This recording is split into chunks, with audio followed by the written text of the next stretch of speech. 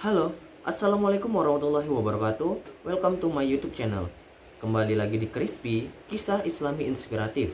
Nah, di video kali ini saya akan menceritakan sebuah kisah dialog antara Allah Subhanahu wa taala dengan dua makhluknya yang bernama akal dan nafsu, yang pada saat nantinya akan dimasukkan ke dalam tubuh anak Adam. Nah, mau mendengarkan kisahnya? Yuk kita mulai. Bismillahirrahmanirrahim.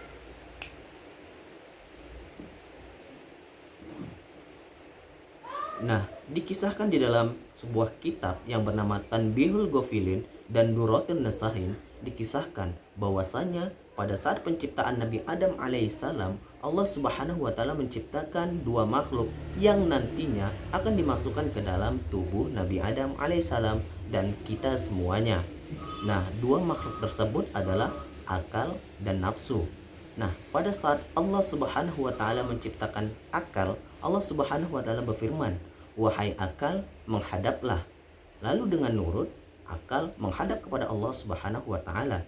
Selanjutnya, Allah Subhanahu wa taala berfirman, "Wahai akal, berbaliklah."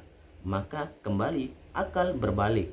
Nah, selanjutnya Allah Subhanahu wa taala berfirman kepada akal, "Wahai akal, man anta wa man ana?" Siapa kamu dan siapa saya?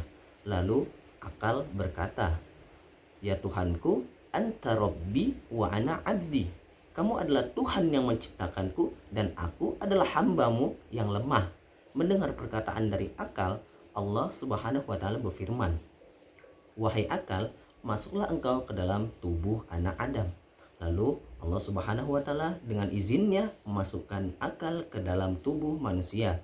Nah, dengan begitu, sebagai pembeda antara manusia dengan makhluk Allah yang lainnya adalah akal. Nah, selanjutnya setelah Allah Subhanahu wa taala memasukkan akal ke dalam tubuh Nabi Adam alaihissalam, Allah Subhanahu wa taala menciptakan sebuah makhluk yang bernama nafsu. Dan pada saat itu Allah Subhanahu wa taala berfirman kepada nafsu, "Wahai nafsu, menghadaplah." Namun nafsu hanya diam saja dan tidak bergeming dari posisinya. Allah Subhanahu wa taala kembali berfirman, "Wahai nafsu, berbaliklah." Namun tetap di posisi yang sama. Nafsu tidak menghiraukan perintah dari Allah Subhanahu wa taala. Nah, selanjutnya Allah Subhanahu wa taala berfirman, "Wahai nafsu, man anta wa man ana?" Nafsu menjawab, "Anta, ana. Kamu adalah kamu dan saya adalah saya."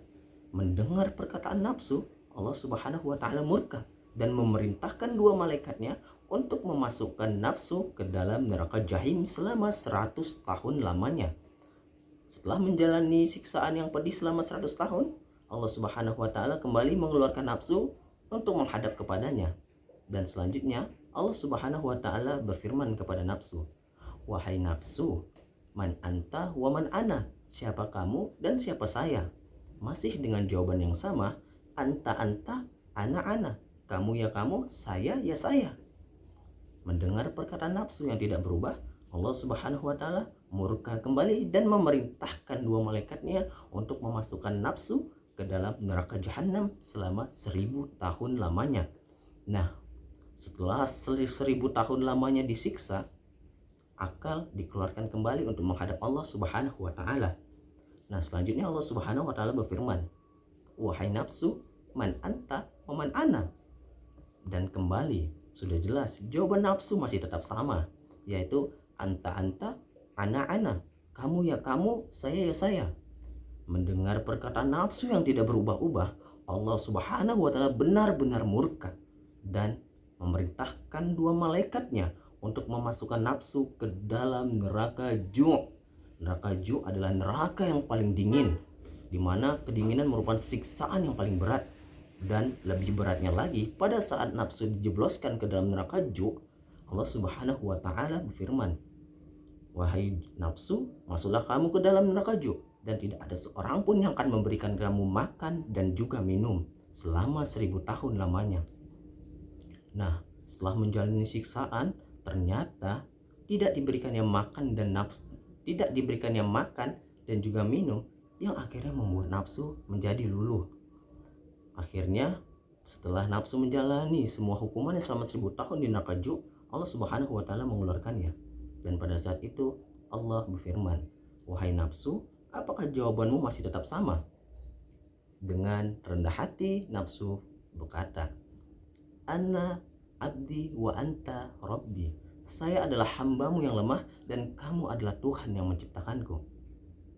Mendengar perkataan dari nafsu, Allah Subhanahu wa taala berfirman, "Wahai nafsu, masuklah engkau ke dalam tubuh anak Adam."